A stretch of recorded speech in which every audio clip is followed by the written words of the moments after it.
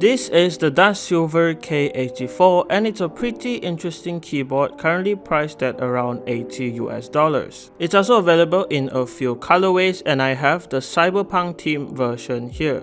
Included in the box is the user manual, which contains the product specifications, the RGB light effects on the keyboard, and the function key combination supported by the keyboard. Besides that, there's also a 2-in-1 switch and keycap puller, a color match Type A to C cable that is gold plated as well, and the K84 with this plastic cover on top. The plastic cover has the DustSilver logo on top and basically this just helps to keep the keyboard clean when not in use. And packed nicely here is the DustSilver K84 Cyberpunk Pro Edition. This keyboard comes with 84 keys, so it's more of a TKL layout but in this 75% compact layout. On the top right, there's the DustSilver name here and a really nice RGB LED strip right underneath it. This lighting strip also extends to the front and the back of the keyboard as well and it looks pretty good, but the RGB isn't that bright. This is the side profile of the keyboard and you can see this really glossy finish of the plastic used here, and as you can see there's also some height increasing feet included with the keyboard. On the bottom there's 4 rubber feet on the corner, the 2 height adjustable feet previously shown, and in the middle over here is a small little plaque with the DustSilver logo on it. The Type-C connection port is placed in the middle over here, which is pretty hard to reach, but you can also see that they have provided some routing holes for your cable. Personally, I do not like it as it really limits what cables you can use with the keyboard.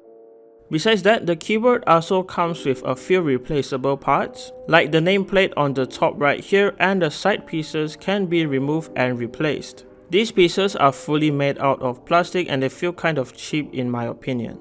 Moving on from that, the keycaps here are actually pretty nice. They are KDA profile PBT keycaps and they also come with this 5-sided die sub printing on them, and the print is sharp and saturated and it does look pretty cool in my opinion. As for the thickness of them, it's pretty decent too. I estimate it to be around 1.6mm. I do have the Gateron black switches here because I chose this option, and there are a few other options on their website. You can choose the Gateron switches or some normal switches. And as you can see, the RGB does shine through these switches pretty nicely too. The PCB of the K84 is a north-facing 5-pin hot swap PCB. It does have individual RGB LEDs, and it does support most of the MX switches out there. The plate mounted steps here are good. They come pre-looped from the factory and they do not rattle or wobble, so no complaints from me. Alright, with all of that covered, now let's see what's included in the K84. And to disassemble the keyboard, the name plaque over here and the 2 side pieces have to be removed first. This is a pretty easy step. After that, there are a few screws here that have to be removed. This is basically holding the plate into the case. Now all I need is a little pry tool here and I can pop the clips holding the top and bottom case together. This is a little bit annoying, but once the clips are open, it's really easy. And lifting up the plate, I can see that there's a cable connecting the PCB to the daughter board, so with that unplugged, I can remove the whole thing from the case. So here is the little daughter board in the middle of the case here, and on the side you can see some of the frosted pieces for the RGB to shine through. Now taking a look at the plate and the PCB, there is a piece of foam at the back of the PCB and it's actually glued in place, so it's not removable as you can see. And from the back I can see that they do use CIY hot swap sockets here. Another mod included is in between the plate and the PCB. You can see that there's a piece of plate from here to help dampen the typing sound. So from that, I would say I'm pretty happy with all of the mods included here. And it does help the keyboard sound much better, which you will hear in the typing sound test. And that will be coming up next right after I assemble the keyboard.